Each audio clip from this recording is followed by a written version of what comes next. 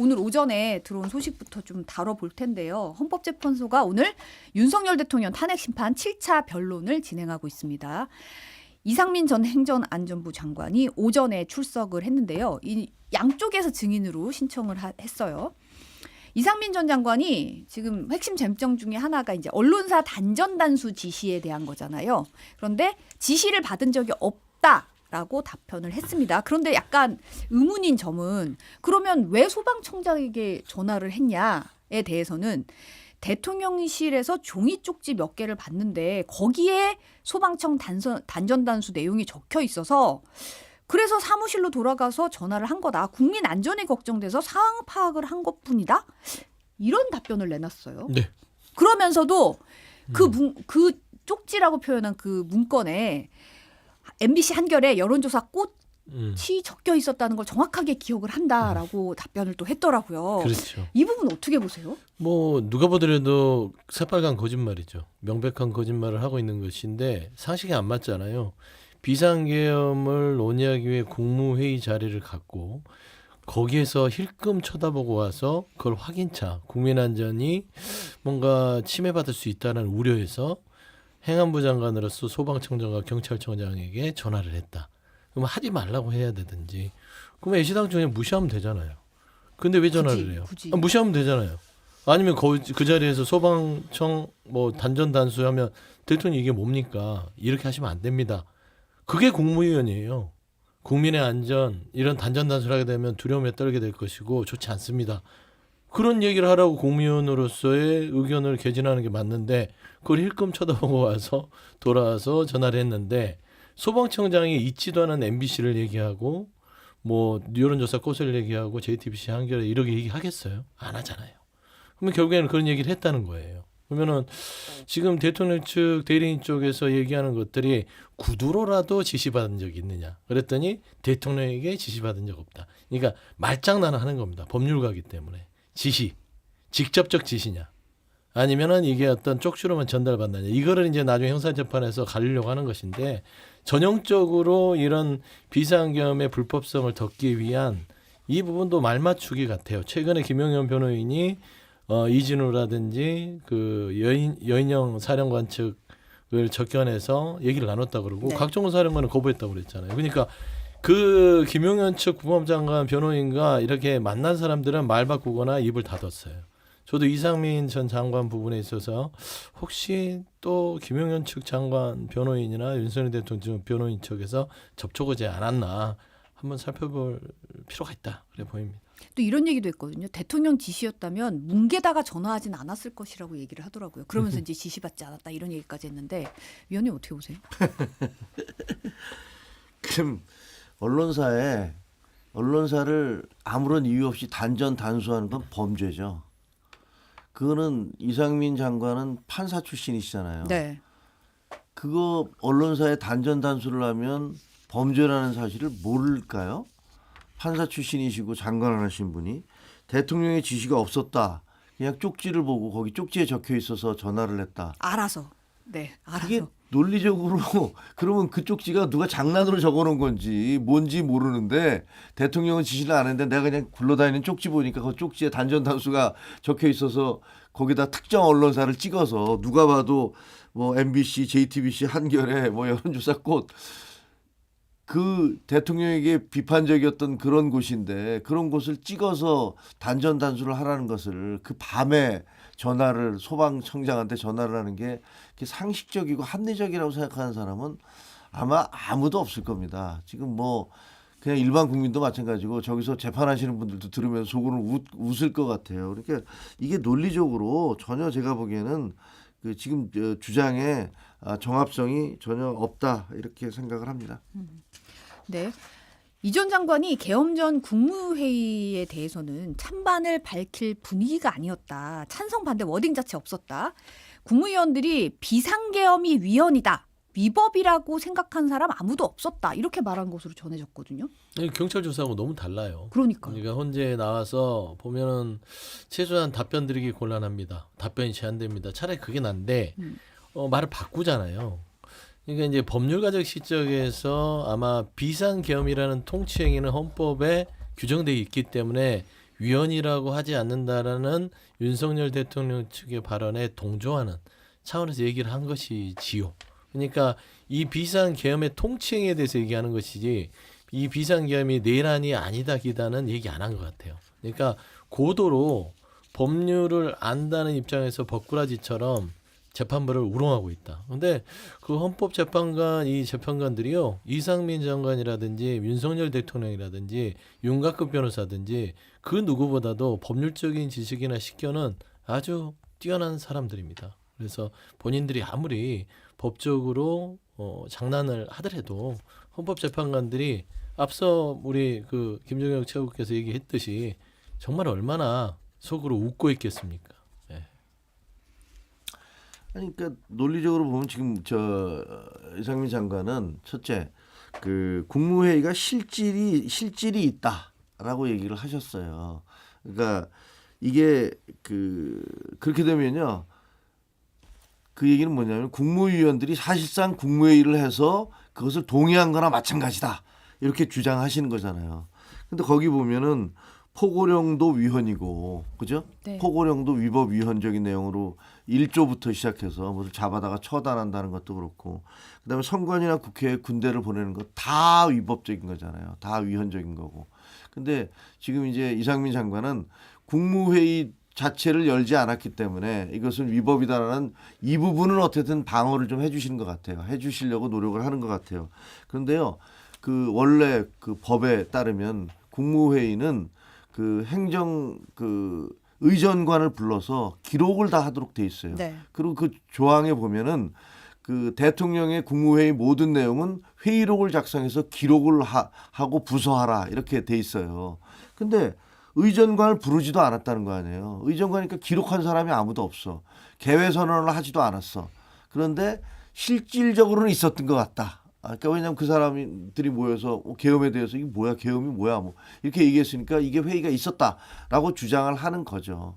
그러니까 이게 일반 회사에서도 이렇게 하면 회의라고 얘기 못 할 거예요. 그냥 와서 우리들끼리 모여서 얘기하다가 국장이 와서 야, 그러고 씩 나가버리면 요즘 뭐 하는 짓이야, 뭐 이렇게 생각할 거 아니에요. 근데 더구나 대통령실에서 정부의 공적 결정 그리고 비상계엄이라는 온 국민의 생명과 재산과 관련된 국가의 안위와 관련된 그런 사실에 개회 선언도 없었고 의정관을 부르지도 않았고, 그다음에 그 본인이 얘기한 대로 부서를 다 하지 않고 05X를 이렇게 친다 하더라도 그것도 하지 않았는데, 그러나 실질적으로 회의는 있었다라고 주장하는 것은 그게 설득력이 있겠습니까? 제가 보기에는 그거는 정말로 아무런 설득력이 없을 것 같아요. 근데 보면 한덕수 국무총리 같은 경우는 뭐 전원이 반대했다. 김용현 전 장관 같은 경우는 동의한 사람도 있었다. 지금 이상민 전 장관 같은 경우는 경찰 조사에서는 다 반대했다 그랬는데 여기서는 뭐 그걸 위법이라고 생각한 사람 없었다. 그러니까 계속 말이 좀 바뀌고 있는 상황이긴 해요. 근데 지금 아까 이제 법적으로 네. 굉장히 지식이 많은 분들이다 이런 얘기 했었는데 그렇죠. 지금 보면은 헌재가 이제 계엄 관여자들 진술이 담긴 검찰 조서를 이제 탄핵 심판 증거로 쓸 수 있다고 거듭 확인을 했거든요. 네. 이제 변호인 이페아의 진술하고 본인이 확인하고 서명한 법적 하자가 없는 조서는 증거 능력 인정할 수 있다는 얘기잖아요. 윤 대통령 측은 이거 형사소송법 개정돼서 이거 피고인이 동의할 때만 증거로 쓸 수 있도록 했는데 안 된다 이렇게 반발하고 있어요. 이게 제가 늘 설명을 하는데 이 법꾸라지들이 쓰는 전형적인 수법입니다. 그러니까 하나의 어떤 근거 조항을 가지고 전체를 다 부정하는 방식인데, 그러니까 대한민국의 헌법 법치 시스템이라는 것들을 본인들도 알아요. 그러니까 이거를 국민을 호도하는 건데, 형사소송법에 대한 사법 22년도인가 이게 변해서 검찰의 조서 능력이 법원의 증거 능력으로 일치되지는 않고 법원에서 하는 진술, 그러니까 검찰 조서를 부인하면 그거는 증거 능력이 없다고 됐어요. 그래서 재판에 나서서 본인의 어떤 진술 자체가 증거 능력을 얻을 수 있다라는 것인데, 그동안에 이제 검찰이 워낙 뭐 강압적인 수사, 어떤 뭐 짜맞추기식, 끼워 맞추기식 수사에 대한 어떤 그런 개선 방안으로 나온 것이에요. 다만 증거 능력이 없다 하더라도 그거를 증거 능력으로 받아들이는 건 어디냐? 재판부입니다. 그러니까 검찰 조서가 무조건 증거 능력이 있다라는 예전과는 다른 법이 개정됐어도 그게 그냥 증거 능력이 있다 없다 판단하는 건 재판부기 때문에 재판부가 봤을 때 이건 증거 능력이 있다고 하면 그게 증거가 되는 거예요. 근데 그거를 부인할 수는 없는 거잖아요. 재판부가 이거 증거예요. 채택하면 끝입니다. 그러니까 지금 이상민 전 장관도 경찰에서 얘기한 거와 지금 헌법재판소의 증언이 달라요. 그러면 재판부가 경찰에서 진술한 이상민 장관의 조서를 증거로 채택하면 그게 증거가 되는 겁니다. 신빙성을 판단하는 건 그렇죠. 재판부의 그래서 몫이다. 지금 보면은 윤석열 대통령 측은 전혀 법률적인 대응을 하지 않고 그냥 절차, 여러 가지 형식적 요건, 그다음에 공수처냐, 경찰이냐, 검찰이냐 이런 뭐 일관성이 없는 수사가 잘못됐다. 이외에는 법률적 대응이 없어요. 그러면은 재판관들이 증거라는 게 어떤 조서와 확인된 이 조사 수사기관의 그 문서를 뭐 좀 신뢰하지 그들의 어떤 주장과 일방적인 판단을 신뢰하겠습니까? 그래서 저는 이거는 전형적인 국민을 호도하는 여론전을 위한 그냥 수사다라고 좀 보입니다. 헌법재판소의 심판에 대한 그 신뢰도를 추락시키기 위한 건데 지금 내용은 이거예요. 그러니까 대통령이 있고 그 직접 지시를 받은 수방사령관, 방첩사령관 이 사람들은 와서 검찰에서 했던 진술과 그걸 시인을 하지 않고 좀 달리 돌려 얘기하거나 뭐 내가 형사재판 중이니까 적절치가 않다 얘기할 수가 없다 이렇게 얘기를 했고 그다음에 특전사령관과 국정원 1차장은 일관된 진술을 한 거예요. 근데 문제는 사실 이게 별 의미가 없는 게요. 그 검찰 공소장 101페이지에 달하는 그 공소장에 보면 이분들 수방사령관, 방첩사령관, 특전사령관들로부터 지시를 받은 사람들 네. 그 밑에 있는 부하들의 진술이 다 있단 말이에요. 이 부하들이 특전사령관이나 방첩사령관, 수방사령관으로부터 지시를 받은 다음에 그 지시를 또 자기 부하들한테 하달을 해요. 야 사령관님이 이렇게 얘기하셨어. 이거 해야 돼. 누구 체포조 만들어. 어떻게 가야 돼. 방첩사 같은 경우는 저 경찰에다 전화해서 야 수사관 100명 보내줘. 왜? 우리가 체포조 만들어야 되는데 5명, 니네 5명, 우리 5명, 그다음에 군 경찰 헌병이죠. 헌병 5명에서 15명으로 한 개 조씩 그 체포조를 만들어야 돼. 그러니까 니들 100명 보내줘. 그리고 경찰도 보내줘. 그래서 우리가 국회 앞에 어디서 만나자. 이런 내용들이 다 자기들끼리 전화 통화한 내용들 이런 게 다 증거로 있는 거예요. 그래서 국회 안에 들여보냈다라는 걸 부인하고 계시지만 얘네들이 뭐라고 그러냐면 야 조금 있으면 국회 안에서 잡아갖고 나올 거야. 그러면 그 사람들 다 끌고 가서 조사해야 되니까 15명씩 일개조씩 만들자. 이런 얘기들이 다 자기들끼리 주고받은 내용들이 다 있단 말이에요. 이게 검찰 조서에 다 있어요. 그러니까 헌법재판소는 무슨 얘기냐 하면은 당신들이 여기 와서 검찰에서 했던 얘기를 다 부인을 하기도 하고 또 일부 바꾸기도 하는데 여기는 형사재판이 아니니까 우리가 그것을 다 따져서 할 수는 없다. 근데 당신들 말에 신뢰성이 있는지 없는지는 우리가 판단을 해봐야 될 텐데 그 판단을 뭘로 하느냐. 당신이 검찰에서 첫째 했던 진술 여기 와서 달라진 진술 이것과 당신이 부하들한테 했던 진술의 그런 것들 부하들은 뭐라고 검찰에서 진술했는지를 전부 다 종합해 보면 당신이 거짓말을 했는지 안 했는지를 우리가 알 수 있을 것 같다. 이게 헌법재판소의 주장인 것이고 그다음에 그 반대쪽에서 대통령 변호인단의 주장은 아니 어쨌든 우리가 그 검찰에서 뭐라고 얘기했든 간에 여기 와서 그런 것들을 확인해 주지 않았으니까 그건 증거로 받아들이지 말아줘. 이런 얘기예요. 그러니까 두 개가 완전히 결이 다른 얘기고 이쪽에서는 헌법재판이 무슨 형사처벌을 하려는 재판을 형량을 얼마 내리려고 하는 게 아니고 이 전체적인 증거나 상황을 다 따져봤을 때 대통령이 국정을 어지럽히려는 그런 결정을 내린 거냐 아니냐 이것만 본다는 거죠. 이게 내란에 해당하는지 안 하는지는 우리는 알 게 없고 헌법과 법률을 어긴 행동을 했느냐 안 했느냐 비상계엄이 그것을 깬 거냐 안 깬 거냐 이것만 보겠다는 거죠. 지금 일단 탄핵 심판 7차 변론 오전 재판이 종료됐고 오후 2시에 속개하는데 이제 오후에는 신원식 국가안보실장, 백종욱 전 국가정보원 3차장, 김용빈 중앙선거관리위원회 사무총장 이렇게 증인으로 출석할 예정입니다. 좀 얘기를 좀 다른 쪽으로 넘어가 볼게요. 국가인권위원회가 어제 윤석열 대통령의 방어권 보장을 권고하는 내용의 안건을 전원위원회에서 통과시켰습니다.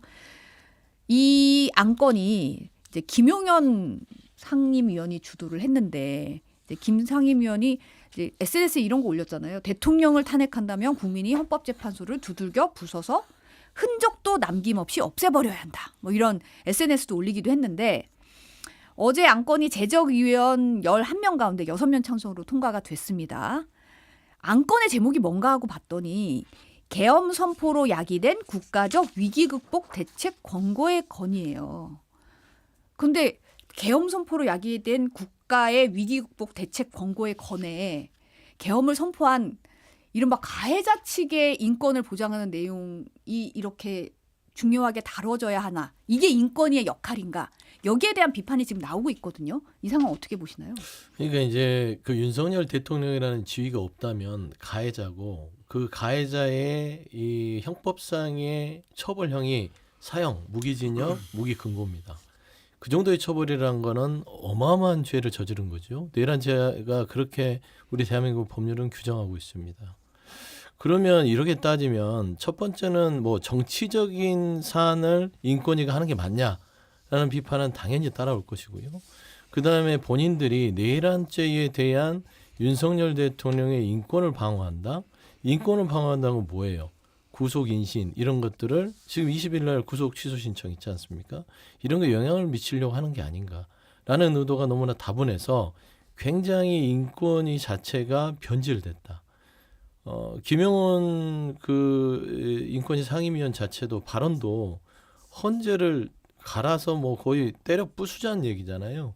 그거는 물리적인 그 폭력을 준동하는 발언을 하는 아주 부적절한 분이 그런 안건을 했는데 제가 조금 더 비약을 하자면 이 흉악한 범죄를 저지른 가해자의 인권을 얘기할 것 같으면 인권위는 앞으로 우리가 얘기했던 뭐 유영철, 뭐 조두순 이런 사람들의 인권에 대해서도 방어권을 하는 그런 안건을 계속 올려야 되는 거예요.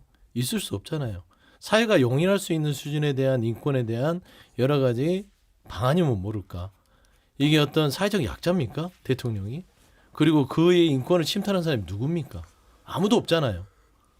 그 지금 방어권을 이만큼 보장해주는 나라가 어디 있어요?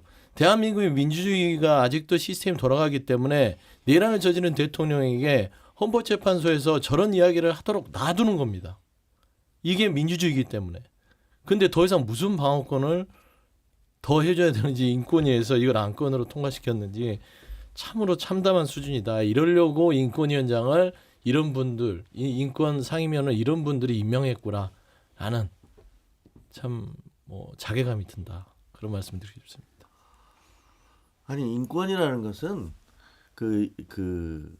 인권이 보호받을 가치가 없다라는 사람을 보호할 때 의미가 있는 거예요. 그러니까 그 대통령이라고 해서 인권을 보호받지 말라든가 뭐 예를 들면 그 거지라고 해서 인권을 뭐 보호받지 말아야 된다 이런 건 없어요. 그러니까 모든 사람은 다 평등하게 그리고 심지어는 살인범이라든가 무슨 정말로 파렴치범이라든가 이런 사람들 인권 보호받을 가치가 없는 놈이야 이런 얘기가 나오는 사람의 인권도 보호를 해야 돼요. 그게 민주사회예요. 그런데 대개의 경우 이것은 약자에 대한 보호예요. 사회적으로 자기 자신을 방어할 거나 예를 들면 전부 다 등을 돌려서 아무도 나를 위해서 얘기해 줄 사람이 없다라든가 뭐 경제적으로 약하다든가 뭐 이런 경우인데 대통령은 그런 경우는 아니시잖아요.